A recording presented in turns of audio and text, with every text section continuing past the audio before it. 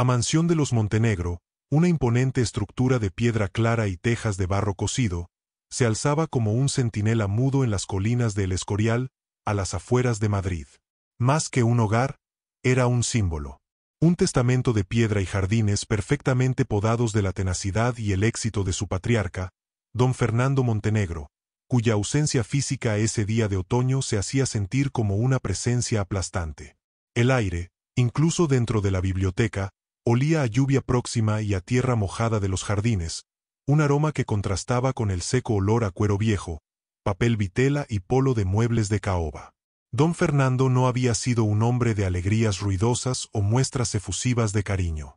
Su amor, se decía, se medía en actos de provisión y en la solidez de los cimientos que construyó para su familia. Hijo de una posguerra dura, había levantado su imperio, una red de empresas de logística y transporte, desde literalmente la nada, con los nudillos agrietados y una calculadora mental que nunca descansaba. Su vida había sido una ecuación precisa de riesgo y recompensa, y todos en esa habitación esperaban que su muerte no fuera la excepción. La biblioteca era su santuario. Estanterías que ascendían hasta el techo abovedado albergaban volúmenes encuadernados en piel, muchos sin cortar, comprados por estética más que por lectura. En el centro, un escritorio monumental de roble, sobre el cual descansaba, con una solemnidad casi irreverente, un sobre de lino blanco lacrado con el sello de la notaría. Frente a él, dispuestos en semicírculo como alumnos expectantes, estaban los miembros de su mundo. Doña Elena, su viuda, ocupaba un sillón frailero de alto respaldo, como un trono diminutivo. A sus 78 años, parecía más pequeña y frágil que nunca, envuelta en un sencillo vestido negro que destacaba su palidez. Sus manos, surcadas por el tiempo y adornadas únicamente con su alianza de bodas, jugueteaban nerviosas con un pañuelo de encaje. Ella era el antípoda de Fernando, donde él era dureza, ella era suavidad. Donde él veía negocios, ella veía personas. Su fortuna no era material, sino el cariño sincero de quienes la conocían, un capital que, hoy intuía, sería puesto a prueba. A su derecha, su hijo Carlos. Tenía la prestancia y el porte de su padre, el mismo traje impecable de sastrería y la corbata de seda discreta. Pero le faltaba la intensidad feroz, la chispa de conquista que ardía en los ojos de don Fernando. Carlos había sido más un administrador que un heredero del espíritu emprendedor, un hombre cómodo dentro de los márgenes ya dibujados, no un creador de nuevos caminos. Observaba el sobre con una mezcla de respeto y ansiedad contenida. Y luego estaba Valeria, su nuera, sentada recta como una vara, vestida con un austero conjunto de chaqueta y falda de lana color gris perla que gritaba dinero discreto. Sus ojos, de un azul gélido, no se apartaban del sobre, escudriñándolo como si con suficiente fuerza de voluntad pudieran quemar la tinta y leer su contenido. Para Valeria, cada mueble, cada libro, cada centímetro de aquella mansión era un recordatorio tangible de un estatus que anhelaba y que, hasta ahora, solo poseía por asociación. Su elegancia era armadura y su sonrisa, un cálculo. Completando el cuadro, algo apartado, casi fundido con los estantes de libros, estaba Lucas, el nieto de 17 años. No miraba el sobre. Observaba a las personas. A su abuela, frágil en su sillón. A su padre, tenso. A su madre, ávida. Con una perspicacia que excedía su edad, entendía que aquel acto no era sobre la muerte de su abuelo, sino sobre la vida de los que quedaban. Y sobre el poder. El silencio era tan denso que se podía oír el tenue tic-tac del reloj de bolsillo de plata que don Fernando siempre llevaba y que ahora descansaba, detenido a la hora exacta de su muerte, sobre la repisa de la chimenea. Era la calma tensa que precede a la sentencia final. Todos aguardaban, conteniendo el aliento, la última palabra del hombre que, incluso desde la tumba, seguía dirigiendo sus destinos. La última voluntad de don Fernando estaba a punto de romper, para bien o para mal, el delicado equilibrio familiar. Doña Elena, en su sillón frailero, no era solo la viuda, era el archivo vivo de una vida compartida. Mientras el notario, un hombre serio de gestos precisos, se aclaraba la garganta, sus ojos, de un azul desvaído, no miraban el sobrelacrado. Recorrían los estantes, el escritorio, el reloj detenido. Veía en cada objeto el eco de su Fernando. No el titán de hierro que todos conocían, sino el joven de sonrisa tímida que le robó un baile en una verbena de Chamberí, el hombre que, tras un día agotador, posaba su cabeza sobre su regazo y cerraba los ojos, por fin en paz. Su herencia no era el dinero, era el peso de 53 años de amor, de silencios cómplices, de pequeñas victorias y derrotas superadas juntos. El vacío que sentía era tan inmenso que las frías discusiones sobre propiedades y acciones le parecían un ruido lejano, irrelevante. Se aferró al pañuelo de encaje, una herencia de su propia madre, buscando un ancla en un mundo que de repente se había vuelto líquido e incomprensible. Su único consuelo tangible en la habitación era la presencia de su hijo y su nieto, los frutos más preciados de aquel amor. Carlos Montenegro, a su lado, representaba la encarnación de una presión diferente. No era la carga del recuerdo, sino el peso de la expectativa. Hijo único, había crecido a la sombra de un coloso. Cada elogio de su padre venía seguido de un pero. Cada logro suyo era comparado con la epopeya de construir un imperio desde cero. Su vida había sido una carrera constante por alcanzar una meta que su padre movía constantemente. El negocio familiar lo sostenía, le daba una vida más que cómoda, pero siempre con la sensación de ser un administrador, un custodio temporal, nunca el verdadero dueño. La firmeza de su padre era en él una rigidez nerviosa. La ambición, una ansiedad por fin, ser considerado suficiente. Para Carlos, el testamento no era un documento sentimental, era la validación final. La prueba de que, al final, su padre había depositado su legado, su confianza, en él. Su mirada, fija en el sobre, suplicaba en silencio ese reconocimiento póstumo. Anhelaba escuchar su nombre no como un simple heredero, sino como el sucesor, el nuevo patriarca que tomaba el testigo. Juntos, madre e hijo formaban un cuadro de vulnerabilidades contrastantes. Ella, perdida en el pasado, vulnerable por su dolor y su bondad inherente. Él, paralizado por el futuro, vulnerable por su necesidad de aprobación y su lugar en el mundo. Dos fortalezas muy diferentes, pero igualmente frágiles, esperando a que las palabras de un hombre muerto definieran el resto de sus días. Ella buscaba consuelo, él, legitimidad. Y en esa espera, sus silencios se entrelazaban, unidos por la sangre y la pena, pero separados por el miedo completamente distinto que late en el corazón de un hijo y el de una esposa que ha perdido la mitad de su alma. Si doña Elena era el corazón nostálgico de la familia y Carlos la ansiosa columna vertebral, Valeria era el cerebro frío y calculador. No lloraba la pérdida de don Fernando, analizaba la oportunidad. Su luto, impecable y caro, no era una expresión de dolor, sino un uniforme apropiado para la batalla que se avecinaba, la distribución del botín. Mientras los demás se hundían en sus pensamientos, los ojos de Valeria, de un azul que recordaba al hielo de un lago glacial, realizaban un inventario minucioso de la habitación. No veía recuerdos, veía activos. La biblioteca con volúmenes de primera edición, una cartera diversificada. El escritorio monumental de roble, un bien tangible de alto valor. El reloj de bolsillo de plata, una pieza de coleccionista. Cada objeto era procesado, catalogado y valorado en su mente, una calculadora humana que no descansaba nunca. Su matrimonio con Carlos había sido, en sus inicios, un acto de amor genuino, pero con los años, el amor se había entrelazado inextricablemente con la comodidad y el estatus que el apellido Montenegro proporcionaba. Valeria provenía de una buena familia, sí, pero de una riqueza discreta, antigua y algo desgastada. Los Montenegro representaban el dinero nuevo, sólido y expansivo.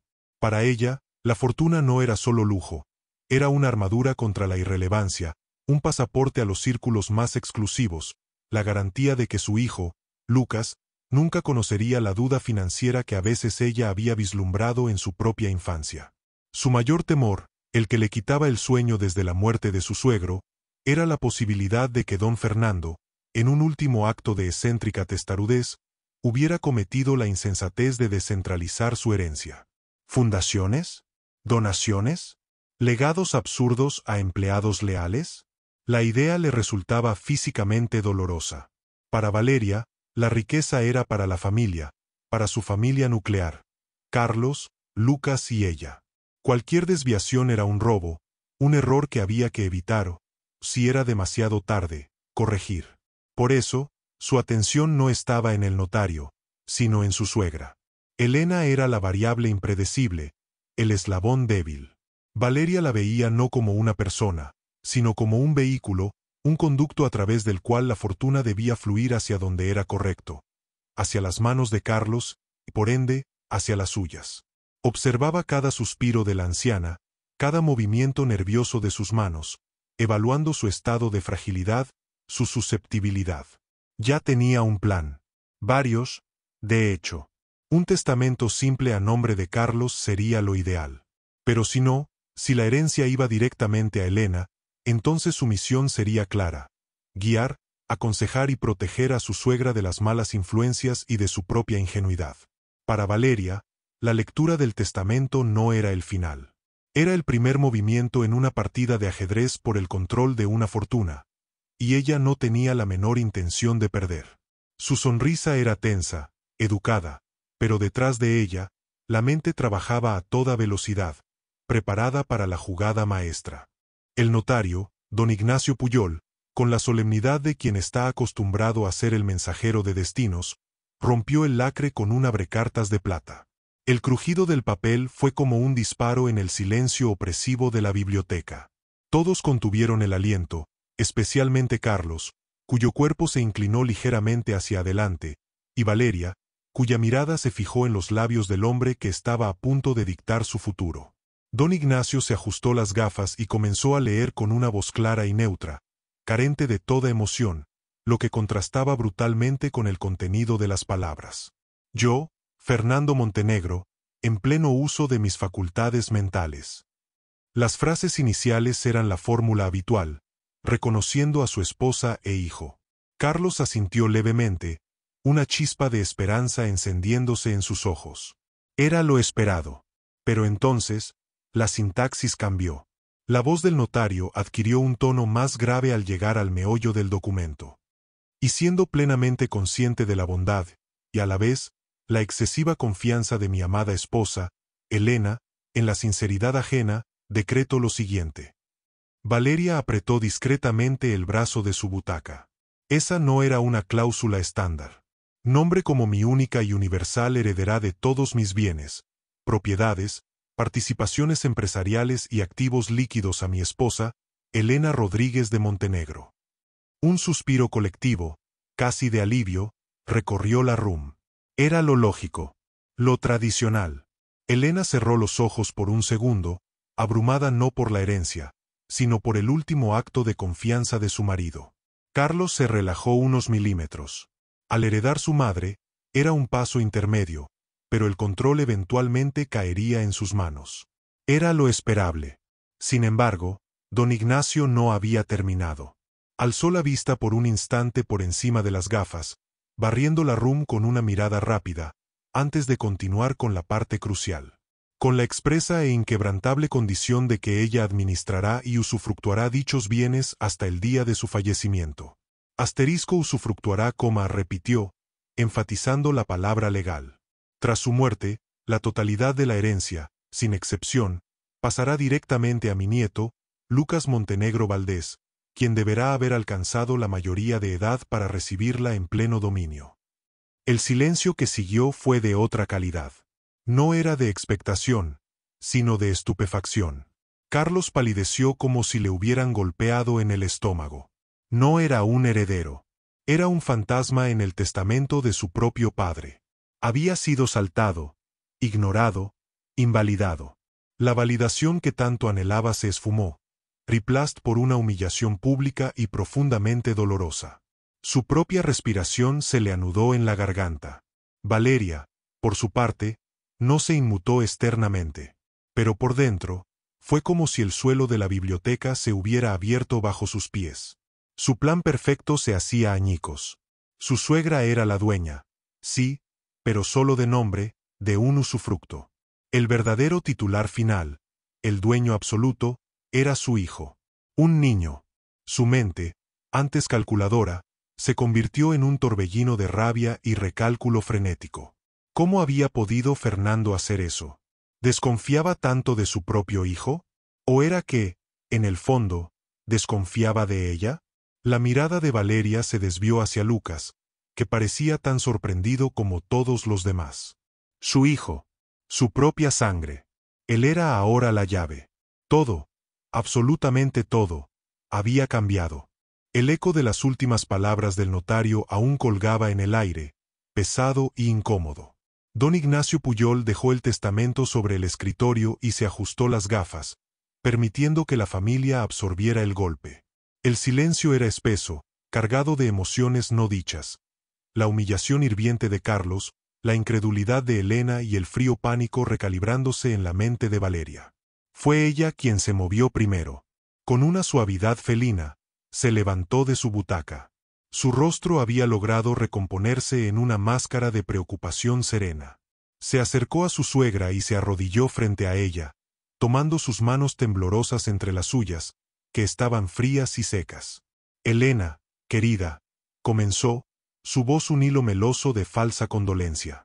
Dios mío, qué momento tan abrumador. Fernando, siempre tan protector. Verdad. Elena, todavía aturdida, asintió débilmente, sus ojos vidriosos fijos en el vacío. La mención de su marido la reconectó con una pena fresca. Valeria apretó sus manos con un falso calor. Mira, esto es demasiado para ti. Toda esta responsabilidad. Hizo una pausa dramática, dejando que la palabra, responsabilidad, flotara en el aire como una amenaza. Acciones, propiedades, impuestos, decisiones de inversión. Es una carga inmensa para alguien que debería estar dedicándose a sanar, a recordar, a estar en paz. Carlos, desde su butaca, observaba la escena con una mezcla de resentimiento y pasividad. Sentía que su padre lo había invalidado por completo. En ese momento, ni siquiera tenía fuerzas para intervenir. Yo solo quiero ayudarte, suegra, continuó Valeria, bajando aún más la voz, como si compartiera un secreto íntimo. No quiero que te preocupes por nada. Carlos y yo estamos aquí para esto. Para aliviarte. Su mirada se volvió más intensa, persuasiva. El notario tiene algunos papeles de rutina, meras formalidades para agilizar la transición, para que todo quede en orden y tú no tengas que lidiar con abogados y contables. Son solo trámites. Mientras hablaba, con su mano izquierda acariciaba el brazo de Elena en un gesto que pretendía ser tranquilizador, pero que en realidad era un movimiento táctico, una distracción. Con la derecha, hizo un gesto casi imperceptible hacia el notario, quien, tras un breve titubeo, le alcanzó una carpeta delgada. Valeria la abrió y colocó varios documentos frente a Elena sobre el frailero. Son simples poderes, mi amor, murmuró, su voz ahora un susurro hipnótico, para que yo pueda ocuparme de todo lo tedioso. De los bancos, de la firma de documentos menores. Tú no tendrás que preocuparte de nada. Podrás descansar. Es lo que Fernando hubiera querido, ¿no? Ver tranquila. Le ofreció una pluma estilográfica de oro que había pertenecido al propio don Fernando, un detalle macabramente simbólico. Elena, confundida, abrumada por el dolor y la presión del momento, miró la pluma. La voz de su nuera sonaba lógica, preocupada. El peso de la responsabilidad que Valeria había mencionado comenzaba a sentirse real, aplastante. Su instinto era escapar de ello, refugiarse en el duelo. Con una mano que temblaba ligeramente, extendió los dedos hacia la pluma. El camino de menor resistencia parecía ser firmar. El mundo de doña Elena se había reducido a un túnel. En un extremo, la dolorosa ausencia de Fernando, un agujero negro de pena que absorbía toda su energía. En el otro, la voz sedosa de Valeria, que sonaba como un salvavidas razonable en medio del caos. Los documentos ante sus ojos eran solo un borrón de tinta negra sobre papel blanco, símbolos incomprensibles de un mundo legal y financiero del que siempre se había mantenido deliberadamente al margen. Fernando siempre se encargó de esto, era su mantra durante 6 décadas. Ahora él no estaba, y la presión era insoportable.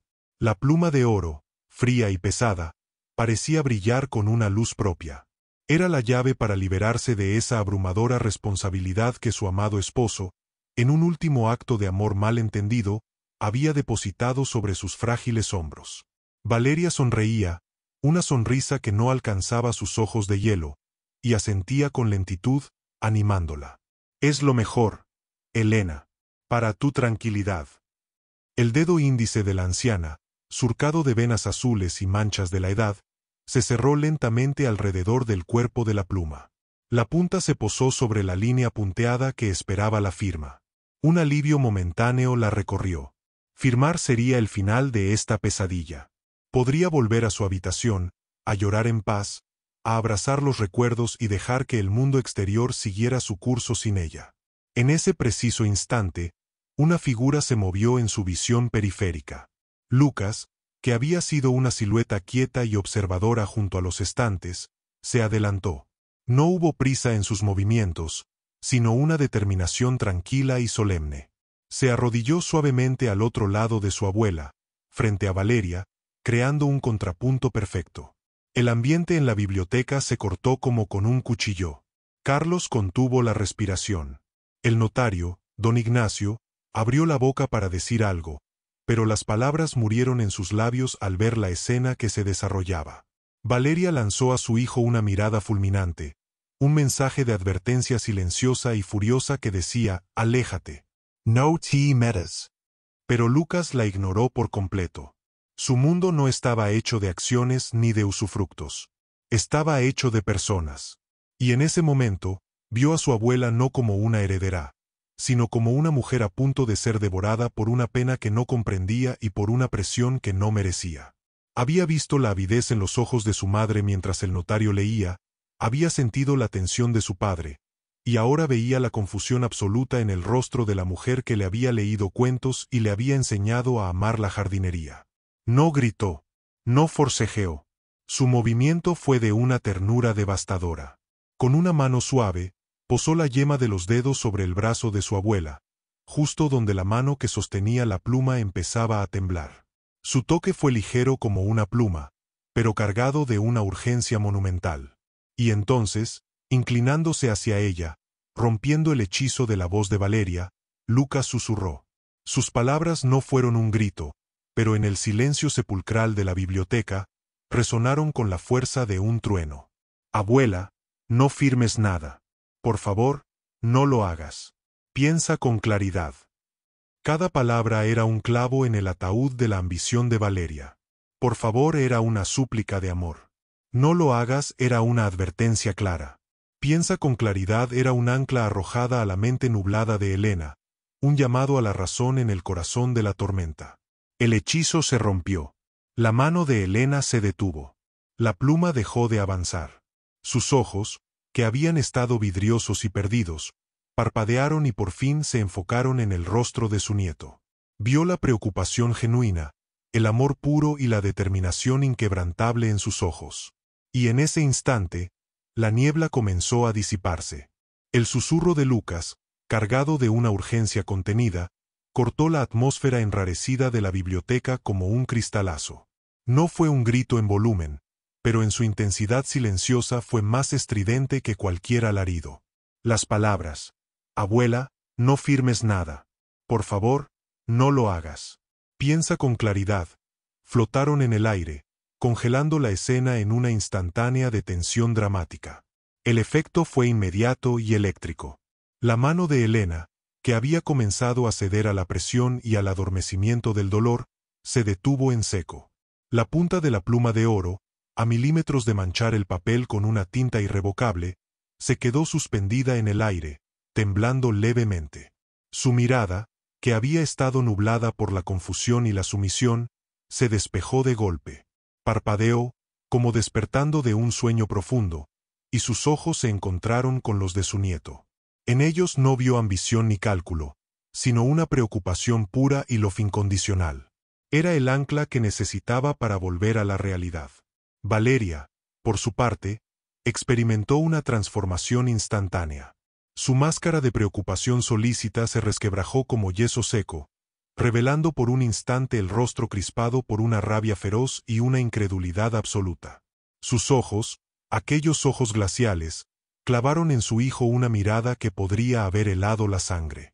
Lucas, dijo su nombre en un susurro sibilante y venenoso, cargado de una advertencia no dicha, una orden de retirarse inmediatamente. Era la voz de la madre que exige obediencia, la matriarca que no tolera desafíos. Carlos, desde su butaca, se irguió de golpe. La parálisis de la humillación se quebró ante el shock de la intervención de su hijo. ¿Qué? Fue lo único que logró articular, su voz un hilillo de asombro confuso. Su mirada saltó de Lucas a Valeria, buscando una explicación, una reacción que le indicara cómo debía sentirse, qué debía hacer. La lealtad familiar y la confusión se batían en duelo dentro de él.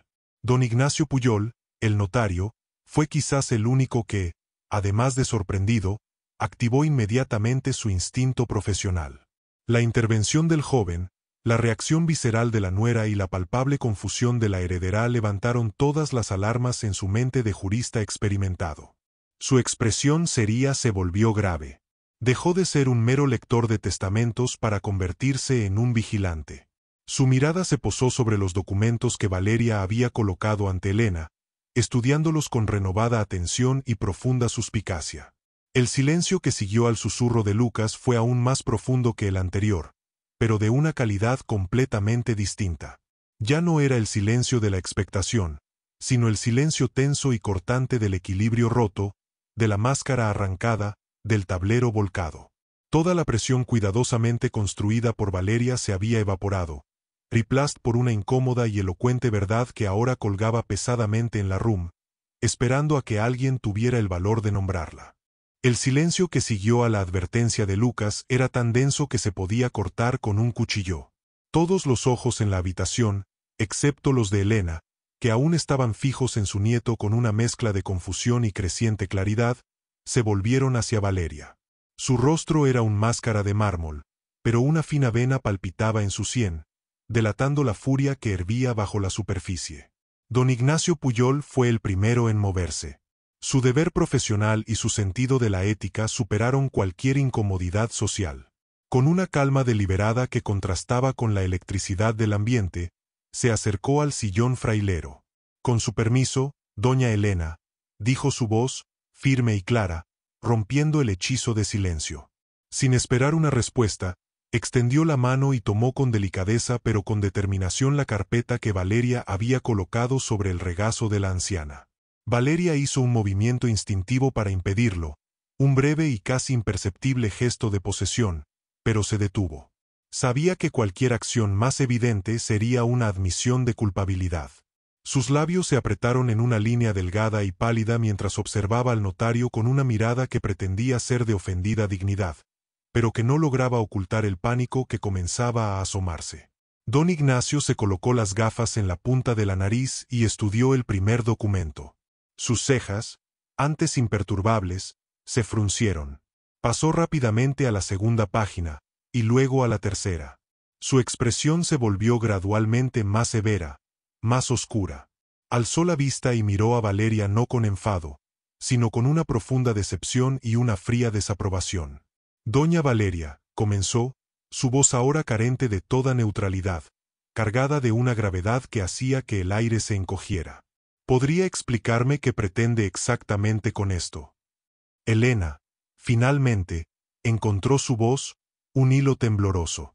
Ignacio, ¿Qué son esos papeles? El notario se volvió hacia ella, y su expresión se suavizó levemente, adoptando un tono de lástima respetuosa. Doña Elena, estos documentos que su nuera tan solícitamente le instaba a firmar, dijo, enfatizando la palabra solícitamente, con un dejo de ironía ácida. No son, ni mucho menos, meros trámites, o poderes simples para gestiones menores, punto. Hizo una pausa, dejando que sus palabras calaran. Carlos se había puesto de pie, pálido, mirando alternativamente a su mujer y al notario. Se trata, continuó don Ignacio, alzando uno de los documentos y dirigiéndose ahora a todos los presentes, pero especialmente a Carlos y a Elena, de un poder notarial general y amplísimo. Un documento que, de haber sido firmado, le hubiera otorgado a doña Valeria la capacidad legal de administrar, vender, hipotecar y disponer de todos y cada uno de los bienes de doña Elena como si fuera la propia titular, sin necesidad de consulta ni autorización alguna. La biblioteca estaba tan en silencio que se podía oír la respiración entrecortada de Elena. Y este otro, prosiguió el notario, tomando otra hoja, es un contrato de donación de la nuda propiedad de varias de las propiedades más valiosas de la herencia, incluida esta mansión, a favor de doña Valeria y don Carlos. Una donación inter vivos que, de haberse consumado, hubiera dejado a doña Elena con el usufructo, sí, pero despojada de la propiedad real, de la capacidad de decidir sobre ello. Habría sido dueña del derecho a vivir aquí, pero no dueña de la casa. Una distinción crucial, y en este contexto, profundamente engañosa. La explicación, clara y fría, cayó como una losa. El engaño no era una suposición. Estaba allí, escrito en papel vitela con lenguaje jurídico preciso. Valeria no solo había intentado aprovecharse de la confusión de su suegra, sino que lo había planeado con una precisión despiadada. Carlos miró a su mujer, y por primera vez, la venda cayó de sus ojos. Vio la avaricia, la manipulación y el desprecio absoluto por su madre. «Valeria, ¿cómo pudiste?», murmuró, su voz cargada de una desilusión tan profunda que era casi tangible. Elena, por su parte, ya no miraba los documentos. Miraba a su nuera. Y en sus ojos, la última niebla de confusión se disipó, replast por el dolor de una traición, y finalmente, por un destello de la misma fortaleza que había sostenido a su marido durante toda su vida. El velo se había descorrido por completo. El silencio que siguió a la revelación del notario fue diferente a todos los anteriores. No era incómodo, ni tenso, sino cargado de una verdad brutal y liberadora. El velo de mentiras y ambición que Valeria había tejido con tanto cuidado yacía hecho jirones a los pies de todos, expuesto en toda su crudeza. Valeria ya no intentó disimular. Bajo la mirada de desilusión devastadora de su marido, la de traición dolorida de su suegra y la fría desaprobación del notario, su máscara se quebró del todo. Su rostro, antes una composición impecable de elegancia contenida, se crispó en una mueca de rabia y derrota. Sin mediar palabra, con una dignidad herida que era el último refugio de su orgullo, se levantó. Su mirada, cargada de veneno, barrió la room, deteniéndose por un instante en Lucas, quien la observaba con una tristeza serena, no con triunfo. Ese fue el golpe final. Con un movimiento brusco, agarró su bolso y salió de la biblioteca, cerrando la puerta con un portazo que resonó como un disparo en la casa silenciosa, sellando su salida no solo de la habitación, sino de la versión de la familia que ella había intentado controlar. La partida de Valeria pareció llevarse consigo la presión malsana que había llenado el aire. Carlos se dejó caer pesadamente en su butaca, enterrando el rostro en sus manos. Los hombros le temblaban. No lloraba por la fortuna perdida, sino por la traición de la mujer a la que amaba y por la ceguera ante el carácter de su padre, que ahora, al fin, entendía. Don Fernando no lo había desheredado por falta de amor, sino para proteger a su esposa y a su nieto de la influencia de Valeria. Era un acto de protección, no de desprecio. Fue entonces cuando Elena se movió. Con una fuerza que nadie, ni ella misma, sabía que aún poseía, se levantó de su sillón. No miró los documentos incriminatorios, ni al notario. Se dirigió directamente a su hijo. Se arrodilló frente a él, como él había hecho inconsolable en su infancia, y colocó sus manos arrugadas sobre las suyas. «Carlos», dijo su voz, suave pero firme, sin rastro del temblor anterior. «Mi hijo. Esto no cambia nada. Eres mi hijo. Nada de esto te quita de mi lado». Carlos alzó la vista, sus ojos enrojecidos. «Madre, yo no sabía». «Lo sé», lo interrumpió ella, suavemente. «Lo sé. Ahora lo sé». Su mirada entonces se volvió hacia Lucas, que permanecía a su lado, su roca silenciosa. Extendió un brazo hacia él, invitándolo a unirse. Formaron un círculo, los tres. La abuela, el hijo y el nieto. La familia real, la esencial, liberada por fin del tumor de la ambición. Don Ignacio Pujol, comprendiendo que su presencia ya no era necesaria, recogió los documentos con un gesto solemne. Doña Elena, estaré a su entera disposición para lo que necesite. Para lo que realmente necesite, dijo, con un énfasis significativo. Con una inclinación de cabeza, salió discretamente de la biblioteca, dejándolos solos con su nuevo comienzo. Elena tomó una decisión en ese instante, mirando a los dos hombres más importantes de su vida. Tu padre, le dijo a Carlos, me confió esto para protegerla. Para proteger asterisco nos asterisco. Y no voy a fallarle. Su mirada se posó en Lucas. Ni a ti. A partir de hoy, administraremos esto juntos. Los tres. Aprenderemos juntos. Carlos, necesito tu experiencia. Lucas, añadió, sonriendo por primera vez ese día con una ternura infinita, necesito tu claridad. El nudo de dolor y confusión en el pecho de Elena se había transformado. Ya no era el peso de una herencia impuesta, sino la responsabilidad compartida de un legado que, finalmente, entendía. No era una carga, sino una misión. La misión de honrar el amor de Fernando protegiendo a su familia, empezando por sanar las grietas que la avaricia había intentado abrir. Y en los ojos de su hijo y su nieto, vio no desilusión o ambición, sino el reflejo de una lealtad inquebrantable. Era el único patrimonio que realmente importaba. El portazo de Valeria aún resonaba en la casa, pero en la biblioteca, su eco se disipaba, reemplazado por un nuevo sonido. La respiración calmada de tres personas unidas por un vínculo que la traición había logrado fortificar en lugar de romper. La tensión se había esfumado, dejando atrás un vacío listo para ser llenado con algo nuevo, algo auténtico. Elena no volvió al sillón frailero, ese trono de vulnerabilidad. En su lugar, se dirigió al monumental escritorio de roble de su marido. Con una mano que ya no temblaba, acarició la superficie pulida, sintiendo la energía de Fernando, su testarudez, su amor por la familia. Luego, miró a su hijo. Carlos, dijo, su voz era suave pero tenía una cadencia de autoridad que no le conocían. Tu padre confiaba en tu criterio para los negocios. Él me lo decía. Necesito que me guíes. Necesito entender. Carlos, aún pálido pero con los ojos más claros, asintió. El peso de la expectativa de su padre se transformaba, por fin, en una invitación a colaborar, no a suplantar. Por supuesto, madre, respondió, su voz ronca por la emoción. Lo que necesites. Todo. Entonces, Elena se volvió hacia Lucas. Y tú, mi querido Lucas, su voz se suavizó aún más, llena de un amor profundo y agradecido. Necesito tus ojos. Esos ojos que vieron la verdad cuando los míos estaban ciegos por el dolor. Quiero que estés a mi lado en esto. Que me hagas las preguntas que nadie más se atreva a hacer. Que seas mi conciencia. Lucas se acercó, sin vacilar, y tomó la mano de su abuela. Siempre, abuela, susurró. No hizo promesas grandilocuentes. Era un joven de acciones, no de palabras. Su simple afirmación fue más poderosa que cualquier juramento. En los días y semanas siguientes, la biblioteca dejó de ser un mausoleo de recuerdos polvorientos para convertirse en el centro de operaciones de una nueva alianza.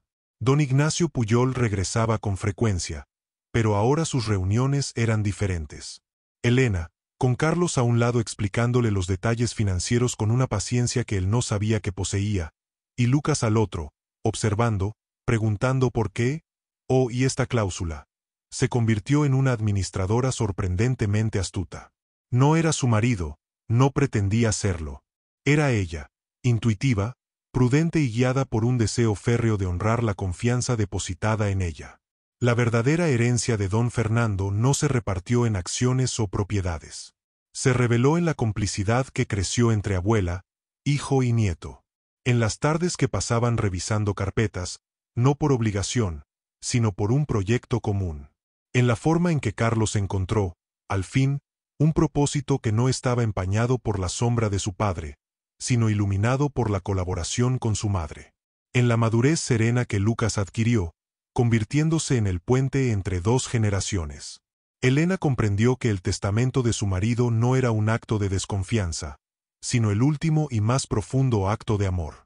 No les había dejado solo dinero, les había dado una misión, la de encontrarse los unos a los otros de nuevo, libres de influencias tóxicas, unidos por el legado más valioso que existe, la lealtad inquebrantable y el amor claro que, como un diamante bajo presión, había brillado con más fuerza después de la tormenta. Y en esa complicidad, encontraron una riqueza que ningún documento notarial podría jamás cuantificar.